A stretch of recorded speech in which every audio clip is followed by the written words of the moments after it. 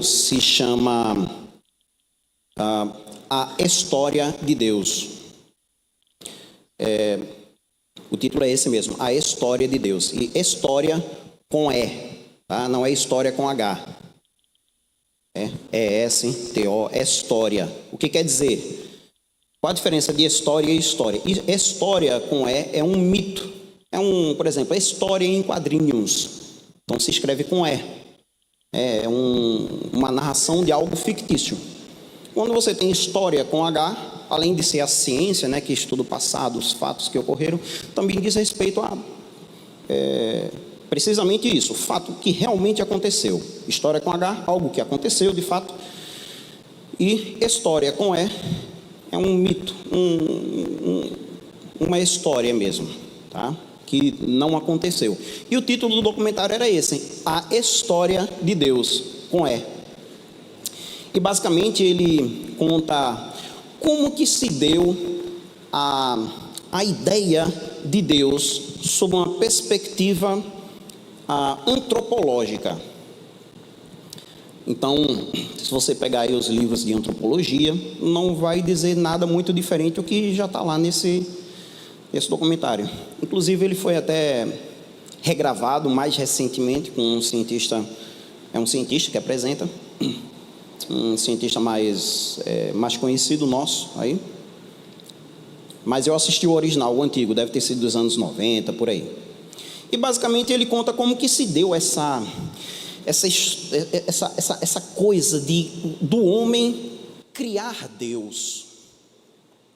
E ele começa lá que existia aqueles povos que eles viviam, eram nômades, né?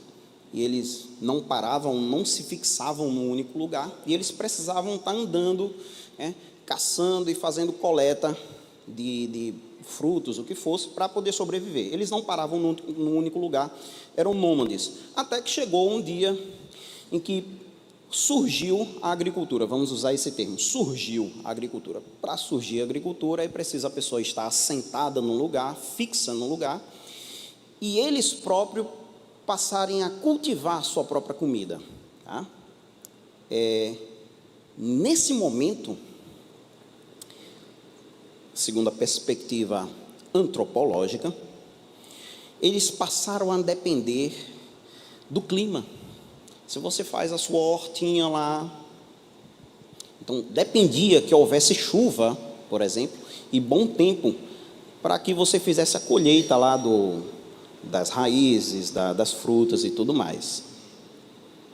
E daí, obviamente, quando você está à mercê do clima, vai ter tempos que vão ser tempos de boa colheita e vai ter tempos que você não vai ter uma boa colheita assim. Então daí esses povos de antigamente, eles passaram a atribuir a chuva e ao bom clima algum ser superior a eles. E esse ser tinha a capacidade de prover a chuva, de prover bom tempo para que houvesse uma boa colheita. E está aí, segundo a visão antropológica, a origem de Deus. Ou seja, fala-se no meio antropológico, né, de que tem uma máxima de que assim, Deus é a maior invenção do homem, no sentido de que o homem precisa de algo, tem Deus para lhe dar. O homem, ele fez isso, isso e isso, tem Deus para lhe justificar. O homem isso, Deus aquilo. Acabou que essa é a visão que a antropologia tem de Deus, de que Deus é um ser útil. Qual a utilidade de Deus? Prover chuva, prover bom tempo, prover sol quando precisa ter sol, prover uma boa semente para que ela dê uma boa árvore e bons frutos.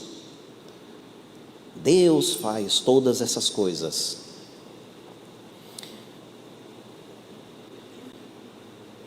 E amados, só lembrando, essa é a visão que a antropologia de hoje tem de povos antigos.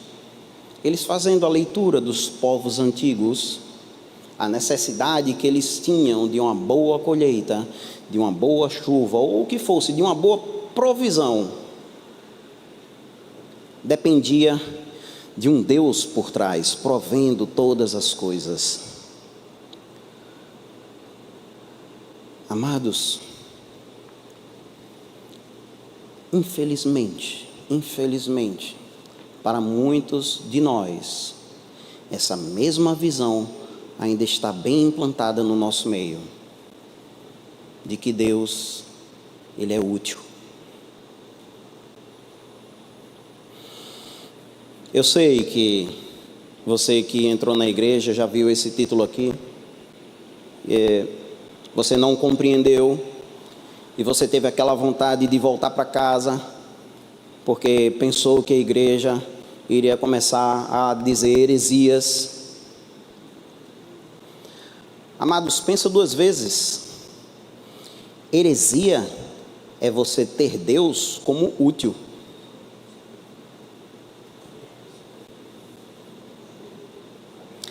Deixa eu repetir isso mais devagar. Heresia é você ter Deus como útil.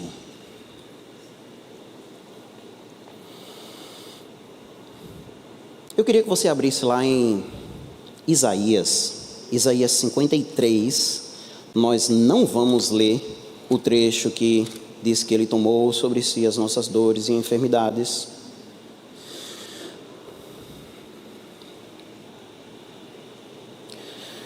Você sabia que Deus tem uma vontade?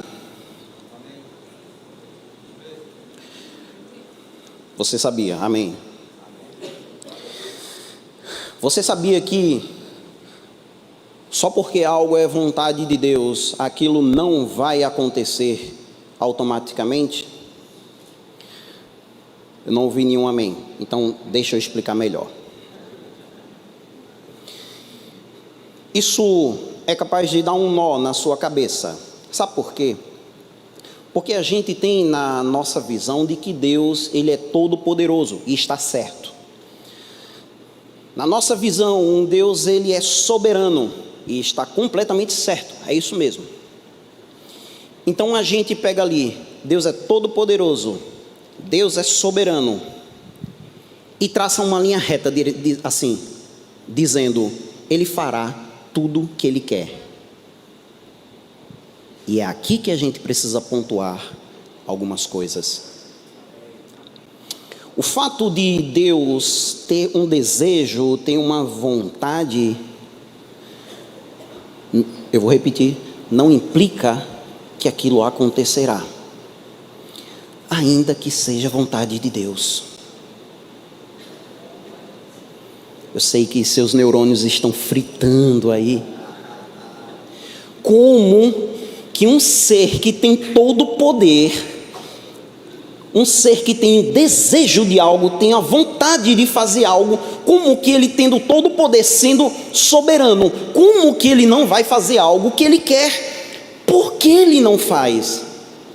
Eu no lugar dele faria.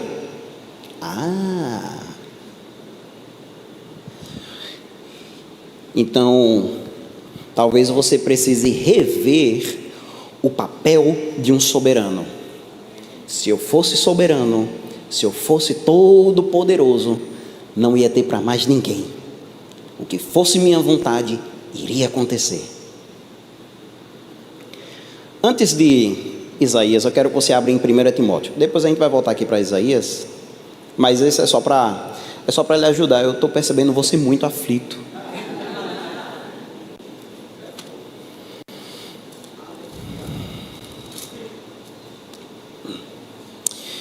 Abra em 1 Timóteo, ou como já ouvi alguém na rádio falando, a primeira carta de Paulo aos Timóteos, no capítulo 2.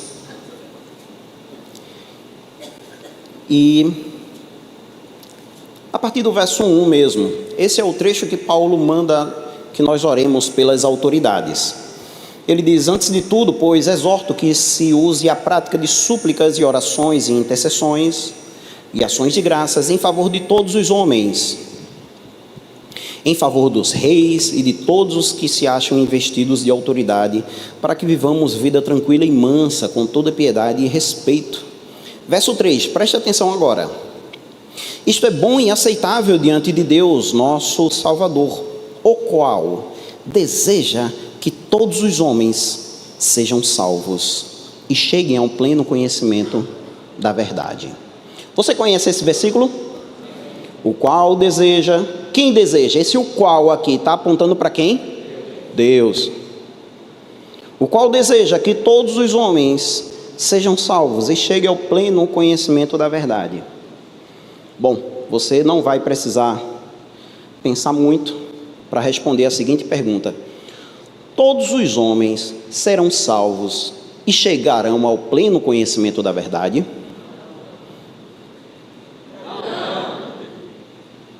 Mas é vontade de Deus. Ele deseja que todos os homens, está aqui escrito, deseja que todos os homens sejam salvos e cheguem ao pleno conhecimento da verdade.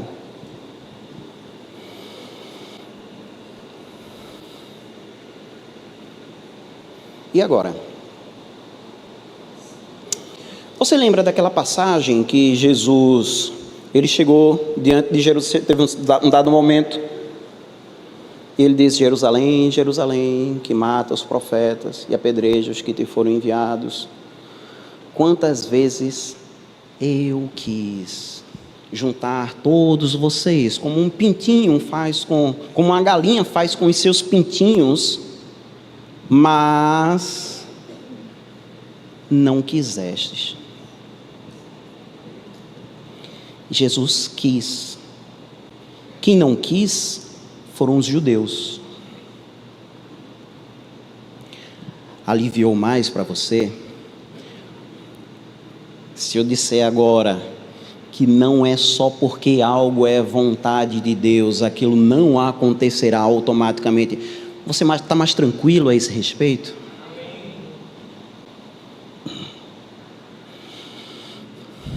Deus tem uma vontade, amados. Ele é todo poderoso. Ele sim pode fazer todas as coisas. Essa é a definição de todo poderoso. Onipotente. Ele pode todas as coisas. Não quer dizer que ele fará todas as coisas. Deus tem uma vontade e nem sempre ela é cumprida.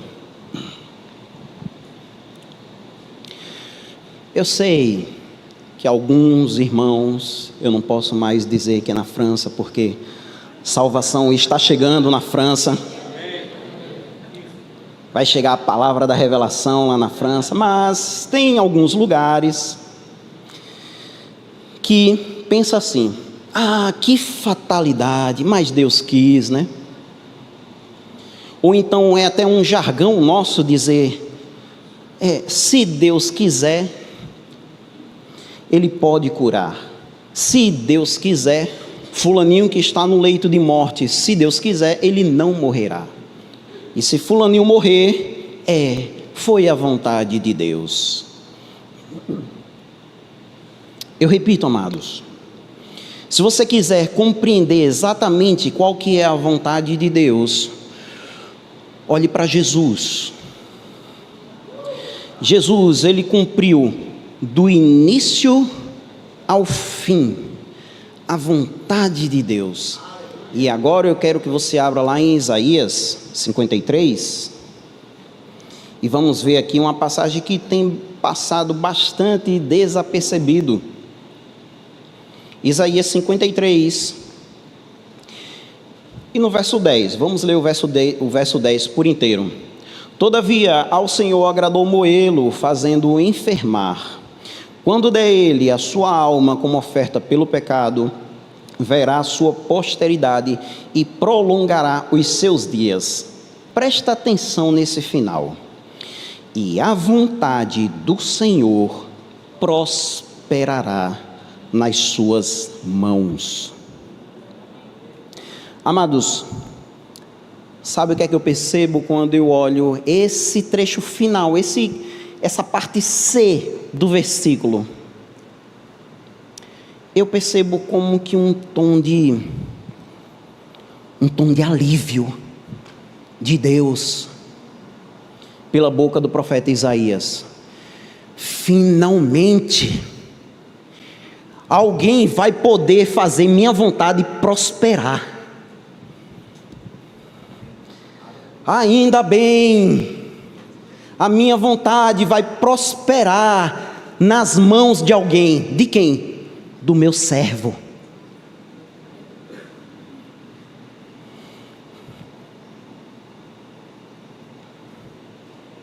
Presta atenção nesse pequeno trecho e agora põe em perspectiva tudo o que Jesus fez. Ele curou? Sim. Ele ressuscitou mortos? Sim. Ele veio trazer consolo aos desamparados? Sim. Ele veio pregar o evangelho da paz? Sim. Eis aqui a vontade de Deus que prosperou nas suas mãos: curar, ressuscitar mortos, trazer consolo, anunciar esse evangelho.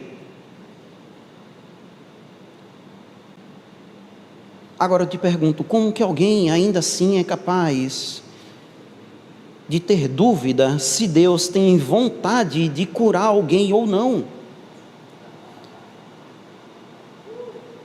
Sabe por quê? Porque esta pergunta em si está errada.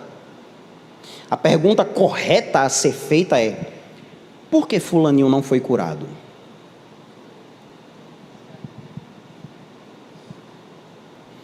Mas a nossa mentalidade de ter Deus como soberano, e que de fato é, ter Deus como o Todo-Poderoso, e de fato Ele é. Ele pode fazer todas as coisas, claro que Ele pode.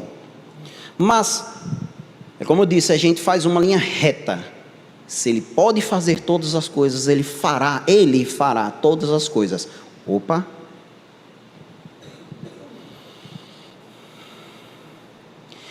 Deus tem uma vontade. E Ele espera que alguém faça essa vontade dEle prosperar. Assim como foi com Jesus. O meu servo fará a minha vontade prosperar. Eu abri no início da ministração, eu li lá, eu quero que você abra novamente, nós vamos ler novamente, Efésios, no capítulo 5.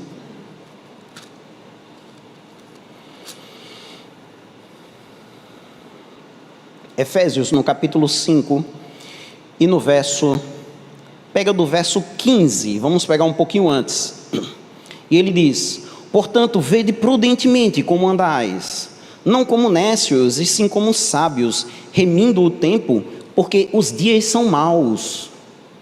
E aqui, verso 17, por esta razão, não vos torneis insensatos, mas procurai compreender qual a vontade do Senhor.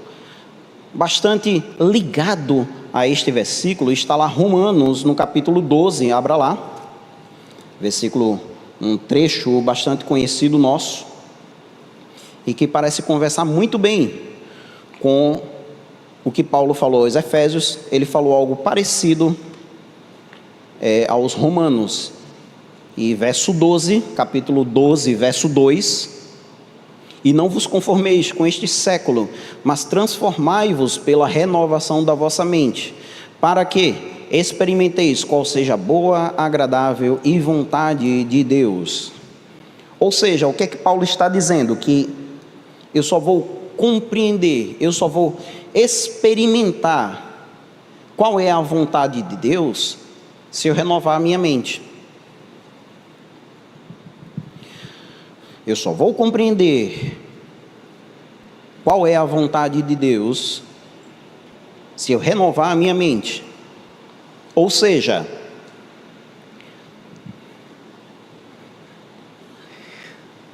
primeiramente, se eu não tiver Deus como alguém útil. Amados, útil sou eu. Útil é você. Deus não. Útil é quem recebe o encargo. Útil é quem recebe uma responsabilidade. É quem recebe uma tarefa. Útil é aquela pessoa que recebeu um serviço, uma responsabilidade. Isso não parece se enquadrar muito com Deus. Você deu alguma tarefa para Deus fazer? Você deu alguma coisa, algum encargo? Deus, eu vou te dar esse encargo. Você sabe que lá em Romanos, Paulo, quando ele dá aquele versículo sobre o confessar, e a gente vai ser salvo, você sabe o que é que ele diz ali? Pois se com tua boca confessares que Jesus é o Senhor, ele só diz isso, Senhor, ele não diz, e Salvador, benefício próprio. A gente costuma emendar, né? Se você confessar ao Senhor, a Jesus como Senhor e Salvador, está escrito lá apenas Senhor. Se você confessar a Jesus como Senhor e crer que Deus o ressuscitou dentre os mortos, então serás salvo. A gente não percebe, amados, mas a nossa boca está viciada de declarar coisas em benefício próprio. Porque Jesus é o meu Senhor e Salvador. Sim, amados, a gente vai ser salvo, visto que a gente confessou Jesus como Senhor, visto que a gente creu que Ele ressuscitou, que Deus o ressuscitou dentre os mortos. Sim, visto que andamos cumprindo a sua vontade. Você lembra daquele trecho que Jesus falou? Eu não anotei aqui, em casa você procura, e ele diz: nem todos os que me dizem Senhor, Senhor entrarão no reino dos céus, mas aquele que cumprir a vontade do Pai. Diz assim: confessou Jesus como Senhor? Parabéns. Mas se você não cumpriu a vontade do Pai, mesmo depois de ter confessado a Jesus como Senhor, foi colocado um encargo sobre a igreja, amados, uma responsabilidade sobre a igreja. E a responsabilidade da igreja não é buscar benefício próprio, é buscar compreender qual é a vontade de Deus. Semana passada, a gente teve uma reunião aqui, e eu lembrei de uma situação que aconteceu comigo. Em linhas gerais, eu vou resumir. Basicamente, eu não estava bem. Não estava bem. E daí, ninguém das pessoas que eu conhecia naquela época, ninguém entrou em contato comigo. Simplesmente eu parei de ir para a igreja. E ninguém mandou nenhuma mensagem, nem ligou, nem nada. E daí, eu lembro que o diabo usou isso com muita eficiência na minha mente. Ele dizendo para mim, né, rapaz, ninguém mandou sequer um zap para tu, uma mensagem, ninguém sequer ligou para você. E daí e era verdade, realmente ninguém tinha mandado mensagem nenhuma. E aquilo era era esmagador sobre mim. Como é que eu, tendo servido tanto tempo num lugar, e em um dado momento eu estava mal e não tive nenhuma mão estendida, uma ligação, nada. Então o diabo assim, mas deitou e rolou em cima dessa situação. E daí ele veio e disse para mim, ninguém mandou uma mensagem para você nem nada. É porque você não era amado, você era apenas útil. Ou seja, o que é que ele quis dizer? No momento em que você deixou de ser útil, pode ficar aí de lado, escanteado.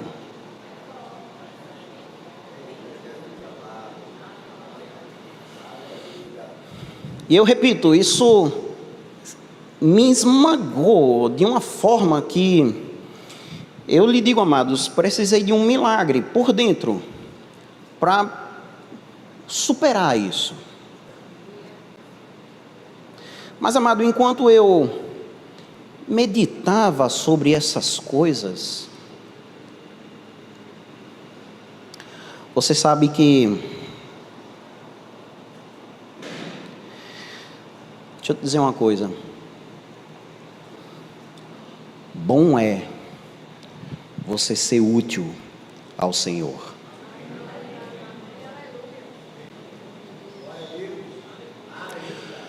Olha só que ironia. O diabo pegou uma verdade e me atingiu com ela. Mas olha, quando eu olhei para aquilo que ele falou, rapaz, não é verdade mesmo. Eu era útil.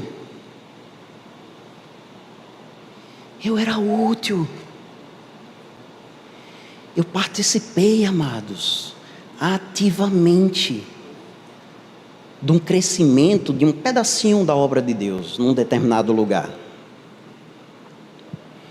Eu fui útil. Eu coloquei algumas pedrinhas que edificaram aquelas paredes, se é que você me entende. Eu edifiquei algumas pedrinhas dentro de alguns irmãos. Eu fui útil.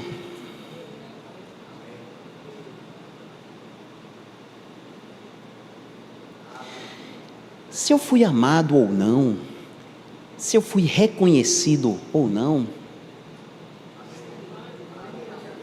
sabe o que é que Paulo fala a Timóteo, lá em 2 Timóteo, abra lá.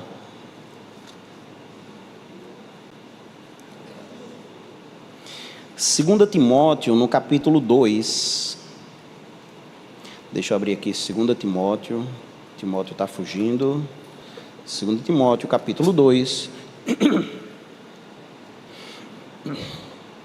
e verso 20, ele diz: ora, numa grande casa não há somente utensílios de ouro e de prata, há também de madeira e de barro, alguns para a honra, outros, porém, para a desonra.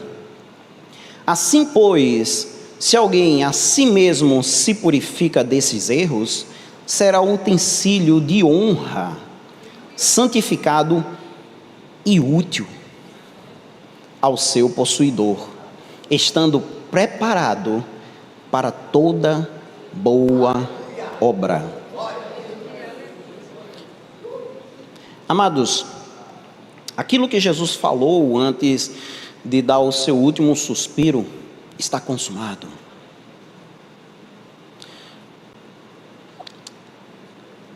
Qual seria o seu último suspiro, amados? Sabe qual foi? O último suspiro de Jesus foi um suspiro de alívio. Não é porque estava acabando aquele sofrimento dele, é porque ele pôde levar até o fim a vontade do Senhor. Eu cumpri. Está consumado. A vontade do Senhor Deus prosperou na minha mão. Ele não se preocupou de, Senhor, todos esses que o Senhor me deu, me amaram e ainda me amam até hoje. Isso não estava na pauta de Jesus. Ser amado simplesmente não era pauta dele. Sabe qual era a pauta de Jesus? Cumprir aquilo que o Senhor Deus tinha dado para ele. A vontade do Senhor Deus. Essa era a pauta de Jesus. Ele poderia ter ficado chateado, todo mufino, porque ninguém me ama, ninguém me amou. Depois de tanta coisa que eu fiz, depois de eu ter curado tantas pessoas, essas mesmas pessoas estavam gritando lá para Pilatos: é Barrabás, eu quero que solte Barrabás. Essas mesmas pessoas que eu curei estavam lá gritando Barrabás. Eles não me amaram. Eu vou ficar tão triste. Oh Senhor, por que eles não me amaram? Como é que eu cumpro a tua vontade e as pessoas não me amam? Como é que eu faço a tua vontade e as pessoas não me amam? Porque importa que o mundo te odeie, na verdade. Igreja do Senhor, importa que o mundo nos odeie. Mas a gente não gosta de ser alvo de ódio. A gente quer ser querido, a gente quer ser amado. E a gente atribui esse amor do mundo como uma aprovação de Deus. Nada pode estar mais distante da verdade do que acreditar que o amor do mundo está refletindo o amor de Deus.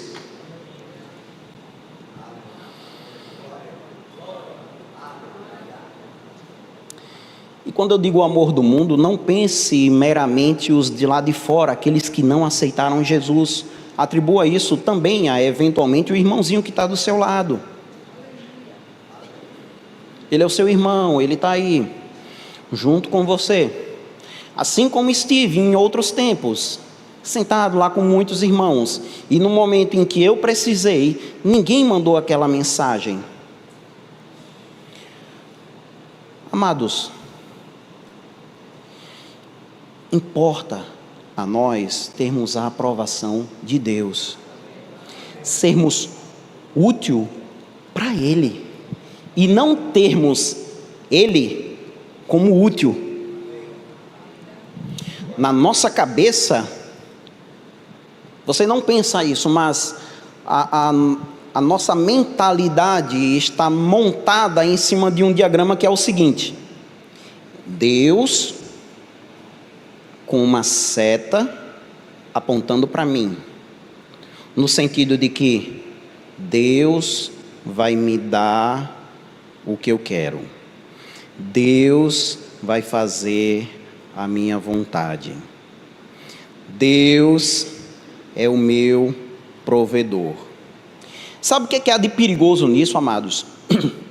É porque sim, Deus é provedor, e eu não vou desfazer isso porque está na Bíblia, Ele é o provedor. Jesus, em dado momento, falando para os escribas e fariseus, Ele disse: olha, vós que sois maus, saber dar boas dádivas aos seus filhos, que dirá o Pai que está nos céus? Não vos dará, inclusive, o Espírito Santo? Qual é o pai que, se o filho pedir um pão, vai dar uma pedra, ou se pedir alguma outra coisa, vai dar um escorpião? Não, Ele, muito mais o vosso Pai que está nos céus. Sim, Deus é provedor, graças a Deus por isso. E a gente tem engolido a estratégia de Satanás. Qual que é a estratégia de Satanás? Nos dá uma verdade para nos derrubar. Assim como Satanás fez com Jesus: pula daqui, Jesus, está escrito lá que os anjos vão te segurar. Ele não usou uma mentira, amados. Ainda hoje, olha, o diabo é o pai da mentira, mas ele não vai usar somente mentira para te enganar. Mais do que usar mentira, ele vai usar de engano. A mentira é apenas uma pequena fração do engano. Engano engloba muito mais coisas. Com um espírito de engano, pode-se inclusive usar a verdade. Foi o que Satanás fez. Ele pegou a verdade, estava escrito. Aos teus anjos dará ordem a teu respeito, que não tropeces em pedra alguma. Jesus poderia ter tropeçado no engano que Satanás usou, pegando a palavra de Deus. Então, ainda hoje isso acontece muito. A gente conhece verdades, princípios da palavra de que Deus, sim, Ele é o Shaddai, Deus Todo-Poderoso, Deus supridor. Ele nos dá aquilo que precisamos. E a gente se agarra a essa verdade de tal forma que, se não cuidarmos, a nossa mentalidade estará montada em um Deus, meu Deus, Ele é útil. Deus, eu quero dinheiro. Mas você não vai pedir assim, porque é feio. Você vai pedir assim: Senhor, eu quero prosperar. Senhor, eu quero ajudar os meus irmãos. São verdades bíblicas, amém? Está escrito na Bíblia. É a vontade dele que você prospere, que você tenha o suficiente para você e para ajudar o próximo. Isso está lá na Bíblia. Mas a gente tem engolido o engano de Satanás. Ele nos dá a verdade perfumado com o engano dele. A verdade perfumada com o engano. Fica fácil dessa forma a gente ter Deus como Deus é útil. Eu repito, amados, útil sou eu. Útil é você. Graças a Deus, porque o Senhor pôde me mostrar a glória que há em ser útil. Até recente. Eu imaginava que era muito chato você ser apenas útil. E eu sei que isso pesa no coração de algumas pessoas. E Satanás pode usar isso na sua cabeça. Cara, você é apenas útil. Você, no sentido de que você está sendo apenas usado. No dia em que você não for mais útil, você vai ser descartado.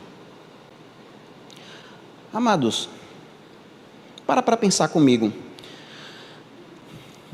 A igreja com I maiúsculo, a igreja na terra, ela não começou agora. Só para te lembrar disso. Você sabe quantas pessoas já morreram antes de você chegar? Pessoas que morreram na igreja para fazer essa palavra chegar até você. Morreram das mais diversas formas. Teve aqueles que foram martirizados, literalmente perseguidos, eles estavam fugindo, foram alcançados e mortos por causa dessa palavra.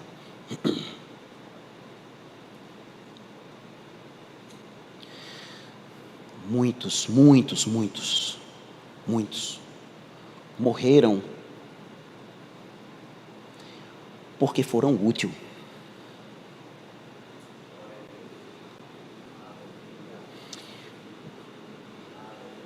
Essa é a máxima utilidade que a gente pode ter ao Senhor. Não é simplesmente morrer por Ele, mas é estar disposto a, inclusive, se necessário, morrer por causa da vontade dEle.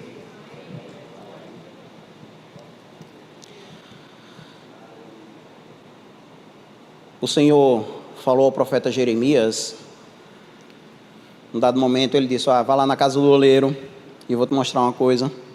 E Jeremias chegando lá, estava lá o oleiro fazendo o vaso de barro, e aquele vaso se desmanchou, se quebrou na sua mão. E o oleiro foi e refez aquele vaso. Amados, quando um vaso se quebra na mão do oleiro, ele o reconstrói. Deixa eu repetir isso de outra forma. Vasos que se quebraram na mão do oleiro serão reconstruídos.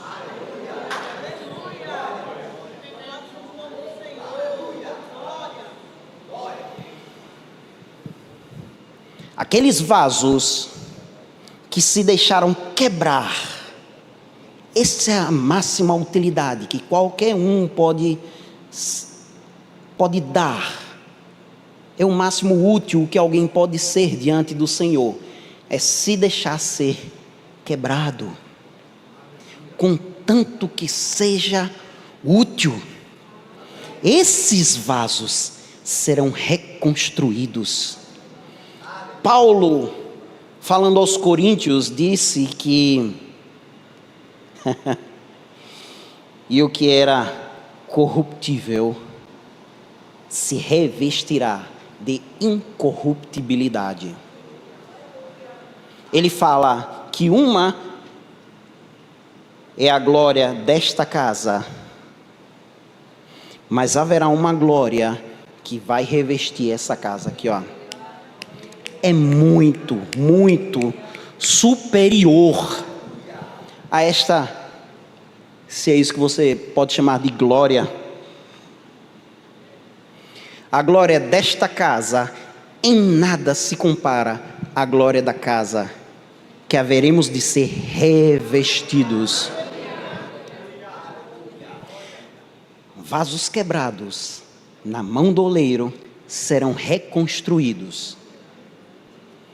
Por quê, amados?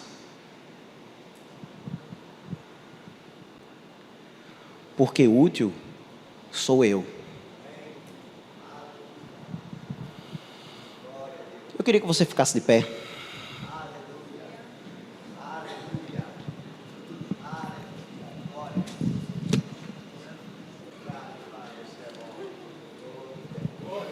Mesa, pode abrir aqui o teclado, por gentileza?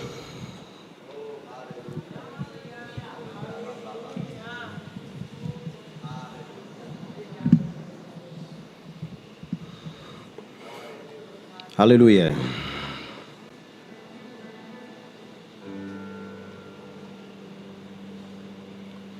A gente não vai adorar. Na verdade, se você souber esse hino, eu inclusive gostaria que você não cantasse. A ministração continua, amém? Eu gostaria que você apenas meditasse nele. Amém?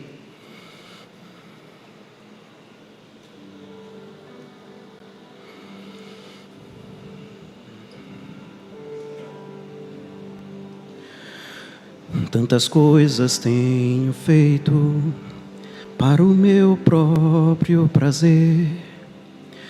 Tenho andado à procura do meu próprio bem dizer, enquanto existe tanta gente ansiosa por aí, não te conhecendo assim como eu conheço a ti. O chamado que um dia tu fizeste a mim, e ao qual sem hesitar eu disse sim, ressoou em meus ouvidos como na primeira vez, e a ti, Jesus, eu novamente digo sim. Eis-me aqui, eu livre estou ao teu dispor, para onde tu quiseres me enviar. Me coloco submisso a ti, Senhor, para o teu querer em mim realizar.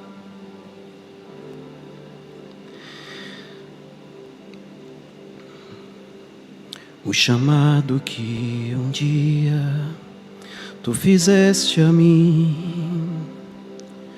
e ao qual sem hesitar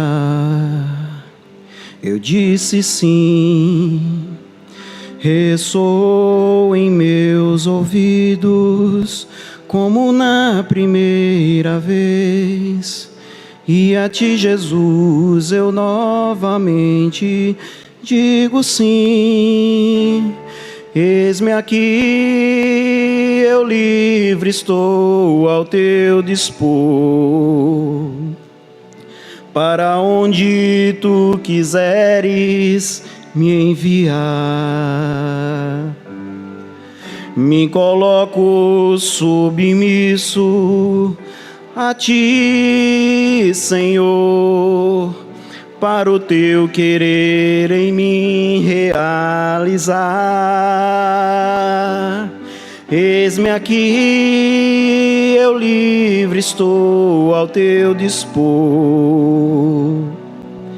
Para onde tu quiseres me enviar, me coloco submisso a ti, Senhor, para o teu querer em mim realizar. Para o teu querer em mim realizar. Para o teu querer em mim realizar. Aleluias. Pai, nós nos colocamos diante de Ti, Senhor. Nós queremos corrigir as nossas rotas, Pai. Nós queremos corrigir a nossa mentalidade, Senhor, de usurpar a Tua natureza generosa, a Tua natureza de quem dá. Nós queremos ser úteis a Ti, Senhor. Nós queremos inverter essa seta de interesse. Nós não queremos ter apenas Te ter como nosso provedor. Nós queremos chegar diante de Ti, Senhor, com as mãos cheias, as mãos com frutos para Te dar, Senhor. Os frutos daquilo que foi colhido conforme a Tua vontade, Senhor. Nós não queremos chegar de mãos vazias, nós não queremos chegar diante de Ti com mãos cheias de necessidades. Nós queremos chegar com mãos cheias de frutos. Porque nós é que somos Teus servos, Senhor, e não o contrário. Não é o Senhor que é útil. Somos nós que somos úteis para Ti. Nós quebrantamos o nosso coração diante de Ti, Pai. Compreendemos e queremos compreender ainda mais o papel que a igreja tem a desempenhar aqui na terra, que é manifestar a Tua vontade, Senhor, não a nossa.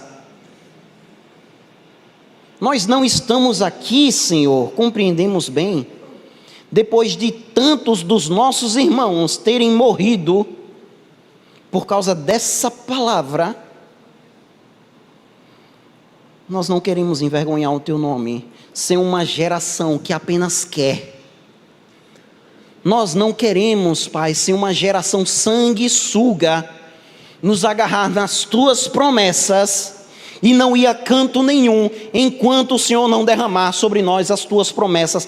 Pai, bem da verdade, nós não queremos ir a canto nenhum, enquanto não cumprirmos a Tua vontade neste lugar. Então podemos ir para outro lugar e cumprir a Tua vontade neste lugar, e assim queremos ser úteis até o dia em que este vaso vai se quebrar, porque sabemos que haverá um dia em que este vaso será reconstruído nas Tuas mãos.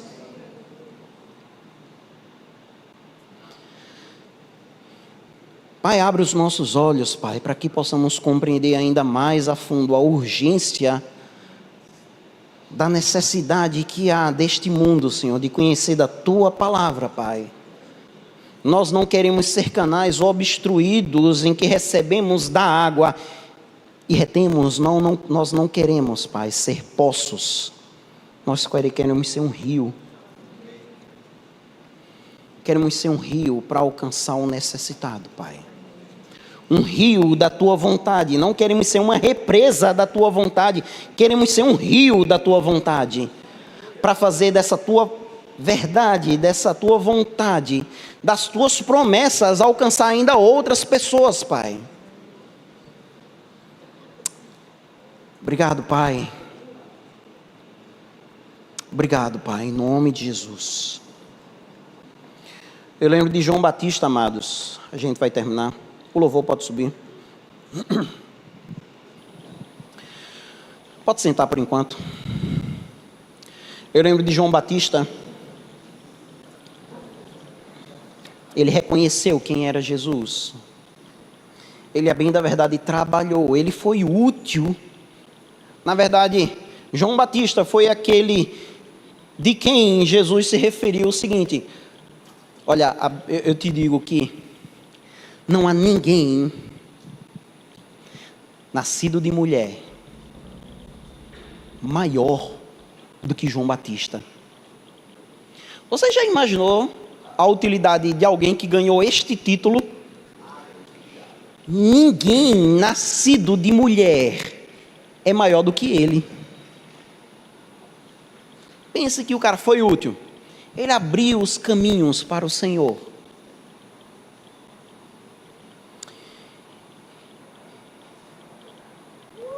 E daí João Batista foi preso. Você sabe por que ele foi preso? Você sabe, você lembra. Ele foi preso, olha só, não foi porque ele estava anunciando o evangelho. Não. Ele simplesmente chegou para o rei e disse assim: olha, não é lícito você ter relações com tua cunhada. Morreu.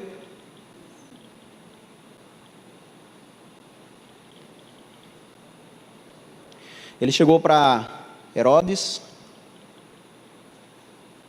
e daí disse: não é lícito tu fazer isso. E Herodes, ele tinha medo de mexer com João Batista, porque João Batista era muito querido pelo povo. O povo tinha João Batista como profeta. Aí por isso que Herodes: não, deixa ele quieto. Mas aí acabou de acontecer de a sobrinha de Herodes, junto com a mãe dela, disse assim: eu quero a cabeça de João Batista, porque ele disse que a gente não podia. Pronto, morreu. Eu tenho certeza, amado, que João Batista ainda ficou pensando, remoendo na prisão: poxa, será que aquele é Jesus mesmo? Eu vi aquela pomba descer sobre ele. Eu vi aquela voz do céu: esse é o meu filho amado, em quem me comprazo. João Batista certamente estava pensando: puxa, já que é ele, bem que ele podia me mandar soltar daqui, né? Jesus, meu primo. Eu não sei se você sabe, João Batista e Jesus eram primos, carnais, primos mesmo. Poxa, meu primo, todo poderoso, criador dos céus e da terra, me deixou preso aqui por causa de eu ter falado de um adultério. Morreu. O vaso chamado João Batista quebrou ali. Útil para o Senhor. Eu quero ser encontrado útil, amados. Eu quero ser encontrado útil. Mais do que ser encontrado amado.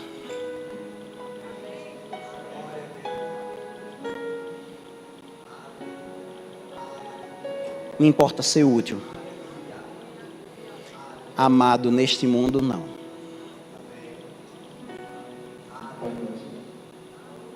Você foi abençoado, amados. Graças a Deus. Graças a Deus. Fica na paz, amados. Semana abençoada.